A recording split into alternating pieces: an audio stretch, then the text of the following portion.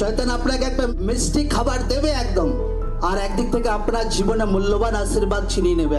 একটা ব্যক্তি জীবনে পাপের বিষয় তাকে সচেতন হওয়া দরকার আছে, কারণ শয়তান আপনাকে হামেশা পাপের ফাঁদে ফেলার চেষ্টা করে, হামেশা একদম ইউথকে পাপের ফাঁদে ফেলার চেষ্টা করে।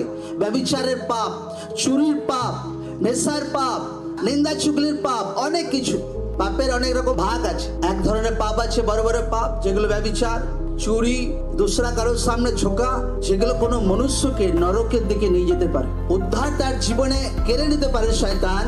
এটা এক ধরনের পাপ আছে। আর এক ধরনের পাপ আছে, সেটা হচ্ছে গোপন পাপ। আর গোপন পাপ বহুত লোকদের মধ্যে থাকে, গোপন পাপ। 3 নম্বর যেটা পাপ হচ্ছে, সেটা হিন্দিতে সেটাকে ডিঠাই পাপ বলে। ডিঠাই পাপ কোনগুলোকে বলে? ডিঠাই পাপ বলে, আচ্ছা আজকে রবিবার, আজকে মুড ভালো লাগছে না ভাই, পরের রবিবার যাবো, এগুলো ডিঠাই পাপ বলে। আচ্ছা প্রার্থনার টাইম হয়ে গেছে, ঠিক আছে একটু আর একটু বসছি, আর একটু টিভি দেখে আর একটু টাইম কাটাই, এইগুলোকে ঢেটাই পাপ বলে। এইগুলোকে নরকতে নিয়ে যায় না, কিন্তু আপনার জীবনে অনেক আশীর্বাদকে কম করে।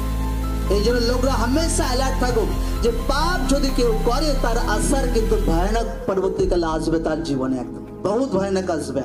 লোকরা ধোকাবাজি থেকে নিজের জীবনকে আলাদা রাখুক, চিটিং বাজ থেকে লোকরা নিজের জীবনকে আলাদা রাখুক, লোকরা ব্যভিচার অবৈধ সম্পর্ক থেকে নিজের জীবনকে আজকে আলাদা রাখুক।